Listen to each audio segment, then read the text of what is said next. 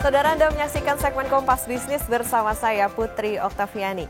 Dompet masyarakat dan negara sama-sama kering. Kompas Bisnis, saudara, membahas tentang fenomena yang terjadi di masyarakat. Litbang Kompas kemarin mengeluarkan data kenaikan gaji pekerja yang seret. Hal ini membuat daya beli masyarakat tertahan. Di sisi lain, Indonesia juga terpukul dalam hal penerimaan pajak. Anjloknya sampai 41% di tahun fiskal pertama Presiden Prabowo Subianto. Kita lihat dulu data berikutnya. Pertama nih, dalam 25 tahun terakhir, Indonesia jatuh dalam deflasi tahunan di bulan Februari. Di Desember 2024, saudara, ini masih inflasi secara tahunan di 1,57%. Januari 0,76% dan Februari minus 0,09%. Kata Badan Pusat Statistik, deflasi ini bukan karena penurunan daya beli, tapi karena pengaruh diskon tarif listrik sampai dengan 50%. Kita dengarkan pernyataan Kepala BPS berikut ini. Komoditas utama penyebab deflasi Februari 2025 adalah komoditas tarif listrik, daging ayam ras, bawang merah, cabai rawit, tomat, dan telur ayam ras. Untuk tarif listrik yang seperti tadi saya sampaikan, karena diskon listrik masih berlangsung di bulan Februari 2025 dan untuk pelanggan pasca bayar merasakan penurunan harga ataupun diskon tarif listrik ini pada bulan Februari untuk pembayaran tagihan listrik Januari 2025. Sementara itu, dengan adanya stabilisasi harga dan juga penyesuaian harga setelah peningkatan harga di beberapa bulan sebelumnya, daging ayam ras, bawang merah, cabai merah, cabai rawit, tomat, dan telur ayam ras mengalami penurunan harga. Sebagai informasi, tingkat deflasi pada tarif listrik adalah sebesar 21,30% dan memberikan andil deflasi sebesar 0,67%. Kalau kata BPS, deflasinya karena diskon tarif listrik, tapi ada data lain yang menarik, saudara. Rasio tabungan masyarakat Indonesia pada Februari jatuh ke level terendah sejak pandemi. Rinciannya saat pandemi atau di April 2021 itu ada di 14,8%. Nah, tahun ini yang diharapkan ekonominya naik, rasio tabungan masyarakat jatuh ke 14,7%. Survei konsumen Bank Indonesia memang bilang di Februari ada kenaikan indeks pembelian barang tahan lama. Rasanya cukup sulit menerima bahwa pembelian meningkat ini karena perbaikan kemampuan masyarakat. Kalau tabungan mereka berkurang. Tidak masyarakat saja yang tidak punya uang, negara juga sedang seret pendapatan. Kita ke data selanjutnya.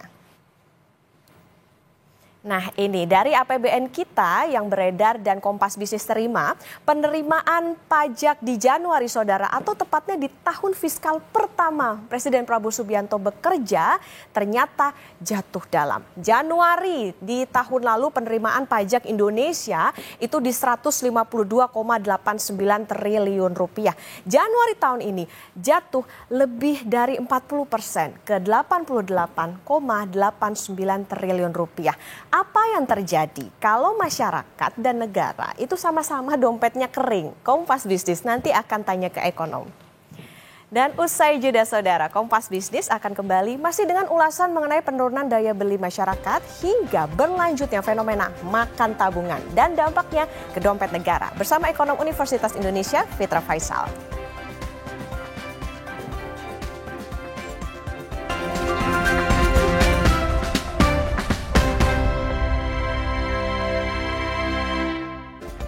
Kembali lagi di Kompas Bisnis, saudara. Penghasilan masyarakat stagnan atau bahkan turun. Rasio tabungan masyarakat anjlok ke level terendah sejak pandemi. Januari, saudara, penerimaan pajak juga anjlok. Dompet masyarakat dan negara sama-sama kering. Bagaimana nasib ekonomi Indonesia? Kompas Bisnis akan tanya langsung ke ekonom Universitas Indonesia, Fitra Faisal. Mas Fitra, selamat pagi. Selamat pagi, Mbak Okta. Mas Fitra, deflasi terjadi pertama dalam 25 tahun. Di saat bersamaan ada badai PHK, kemudian juga perlambatan pertumbuhan gaji. Tingkat inflasi tahunan juga terus turun selama setahun terakhir. Apakah situasi ini jadi tanda lesunya kondisi ekonomi? Iya Mbak Okta ya, jadi tergantung tanya ke siapa. Kalau tanya ke pemerintah, ya artinya pemerintah dalam hal ini pasti akan melihat nih dalam perspektif yang lebih positif. Yang pasti kita juga punya, saya juga melihat pandangan ke situ ya, karena kalau kelihat inflasi, kenapa itu terlalu rendah, bahkan di bulan Februari itu deflasi minus 0,09%, memang ada sumbangan dari sisi supply side. Supply side-nya itu disubsidi ya, bagaimana kemudian pemerintah selama 2 bulan berturut-turut, dari bulan Januari dan Februari, itu kemudian memberikan diskon tarif PLN. Dan pada akhirnya itu kalau kita lihat dari komponen inflasi kemarin, itu salah satu penyumbang deflasi terbesar gitu kan. Belum lagi ditambah dengan Januari Februari, memang itu adalah masa panen sehingga memang secara alami itu memang menurunkan potensi harga-harga ya di bulan awal tahun ini. Tetapi di sisi yang lain, kalau kita melihat dari sisi demand, nah ini kalau saya melihatnya sebagai pengamat, kecenderungannya adalah ya ada kelihatan tarikan demand-nya itu lebih kuat. Tarikan demand kemana? Kan harusnya menarik ke atas, tapi yang terjadi adalah ketarik ke bawah. Loh, apa yang terjadi? Nah, kalau kita lihat di Januari, Februari, atau bahkan dari bulan Desember, itu kan Desember ada Nataru, kemudian Januari, Februari adalah eh, konteks sebelum Ramadan yang seharusnya itu tinggi demand-nya, tapi ternyata yang terjadi adalah tidak seperti itu, demand suboptimal. Nah, salah satu cara melihatnya adalah di bulan Januari, ketika inflasi itu 0,76% secara year on year, itu konsensusnya, konsensus para ekonom itu meyakini bahwa di bulan Januari sebenarnya inflasi 1,8%.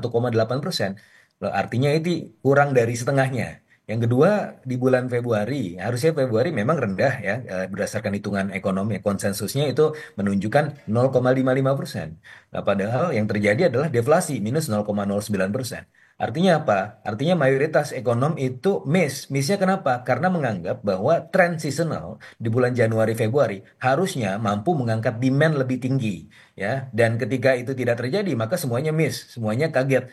Akhirnya kita mengalami tren deflasi ya di bulan Februari yang merupakan pertama dari 25 tahun terakhir. Dan bahkan kalau kita cek di tahun lalu, data di Desember 1,57% year on year itu merupakan terendah semenjak tahun 1968. Sepertinya Kompas juga pernah mengulas ini.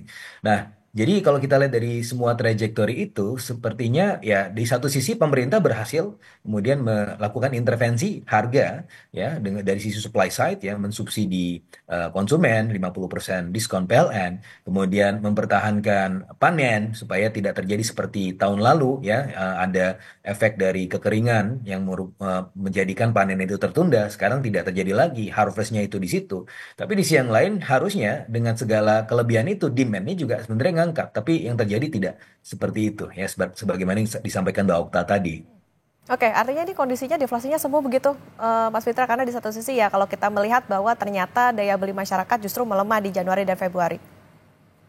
Ya, jadi deflasi ya pada akhirnya kalau saya melihatnya bukan semu lagi, Mbak Okta, karena deflasi itu emang benar-benar menunjukkan bahwa terjadi pelambatan demand. Jadi sudah real bahwa demand kita memang sedang mengalami pelambatan yang cukup serius.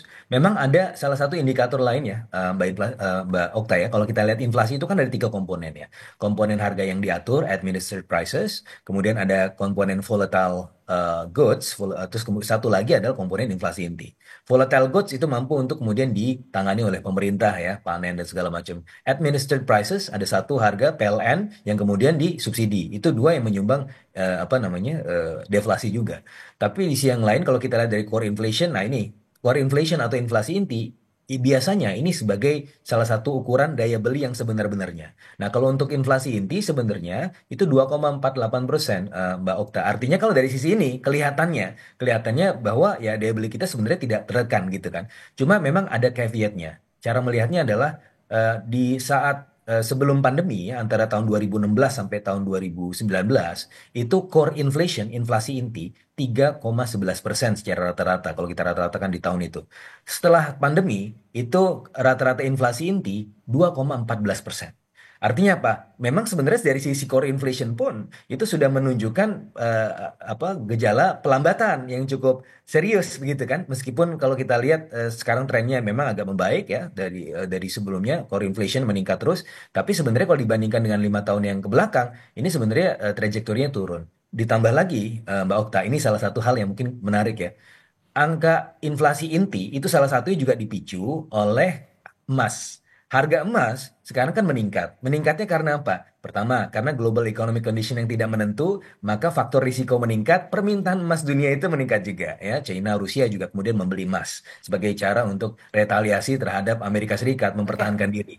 Yang kedua adalah orang-orang kaya Indonesia itu sebenarnya melakukan aktivitas lindung nilai, lindung resiko di jangka pendek dengan membeli emas. Jadi sepertinya kalau itu tidak betul-betul menunjukkan daya beli. Sehingga kalau kita keluarkan emasnya di angka inflasi inti pun itu juga rendah.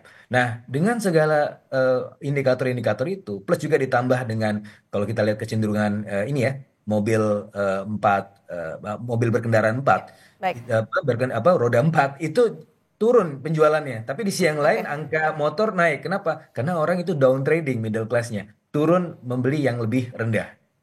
Oke, tadi kondisinya demand-nya turun dan di saat yang sama Mas Fitra rasio tabungan masyarakat bulan Februari justru juga anjlok ke level terendah sejak 2021 hingga di bawah 15%. Ini apa sebetulnya artinya? Fenomena makan tabungan akan berlanjutkah? Apa konsekuensinya dari berlanjutnya fenomena makan tabungan itu? Iya, makan tabungan, ya kalau kita lihat di tahun 2019 ya, Mbak Okta ya, kalau kita lihat kan 98,8% rata-rata orang Indonesia itu eh, tabungannya di bawah 100 juta. Nah dari yang 100 juta itu, mayoritas itu mengalami penurunan dari sebelumnya 3 juta ya di tahun 2019 menjadi 1,8 juta di bulan Desember, bahkan sampai bulan Februari itu turun lagi menurut datanya Kompas. Nah, apakah fenomena akan terus berlanjut? Ya masih kalau misalnya struktur middle class kita belum betul-betul meningkat. Karena sebagaimana yang kita lihat bahwa demand secara struktural terhambat dengan anjloknya middle class. 2019 jumlah middle class kita 57,3 juta. 2024 akhir itu jumlahnya tinggal 47,8 juta. Anjlok 9,5 juta orang. Dan oleh karenanya kita akan melihat bahwa tekanan ini masih akan terus berlanjut. Kecuali memang pemerintah dalam hal ini bisa mempush lebih tinggi lagi. Nah, salah satu hal yang bisa kita pelajari di tahun lalu, di tahun 2024 di kuartal satu, ketika tumbuh 5,11%, pushing spending itu dari sisi ke sektor konsumsi ya, secara umum ya. Nah, ini yang bisa kita harapkan juga terjadi di awal tahun ini. Cuma masalahnya kan dari sisi revenue ya, Mbak Okta tadi juga sudah menyampaikan, revenue kita juga sekarang anjlok. Kenapa? Karena permasalahan Cortex kemarin itu menjadikan dari revenue side ada sedikit penundaan ya. Jadi sehingga pada akhirnya kemampuan spendingnya juga terbatas gitu kan. Nah, kalau misalnya pemerintah mau menggesa di awal tahun ini, mungkin defisit di kuartal satu bisa jadi lebih besar lagi karena potensi penerimaannya bisa terhambat gitu. Nah, itu beberapa dinamika mungkin yang perlu kita perhatikan juga di kuartal pertama ini terutama. Oke, nah di saat yang bersamaan juga Mas Fitra, ini kan dompet masyarakat kering, daya beli masyarakatnya melemah tadi dikatakan. Sementara konsumsi rumah tangga kan tentu jadi andil tertinggi dalam komponen pertumbuhan ekonomi. Di satu sisi juga penerimaan pajak anjlok 41% di Januari. Kondisi ini apakah mungkin pemerintah bisa capai target pertumbuhan ekonomi dan juga gimana nanti efeknya ke penerimaan negara? Iya, jadi kalau tahun lalu itu kalau kita lihat ya pertumbuhan ekonomi kita 5,03%, tapi pertumbuhan dari sektor konsumsi cuma 4,94% gitu kan. Berarti kita di drag down dari konsumsi yang memang secara natural itu sumbangannya paling tinggi. Nah, bagaimana di tahun ini? Nah, tahun ini tergantung salah satunya adalah dari sisi pemerintah juga bagaimana mempushnya. Tahun lalu pengeluaran pemerintah itu tinggi sekali dari sisi growth ya, 6,6%. Nah, mudah-mudahan pemerintah dalam hal ini tidak lantas kemudian melakukan rem mendadak ya. Karena kalau menurut Inpres 1 2025 kemarin, efisiensi itu kan artinya mengubah alokasi anggaran dari yang sebelumnya tidak produktif menjadi yang lebih produktif. Nah, mudah-mudahan ini kalau misalnya anggaran dialihkan ke tempat yang lebih produktif, dampak pengganda ekonomi lebih tinggi, terutama dalam hal ini sektor konsumsi, mudah-mudahan bisa kemudian menggenjot pertumbuhan ekonomi kita di kuartal pertama setidak-tidaknya, dan baru kemudian kita bisa melihat di kuartal-kuartal berikutnya.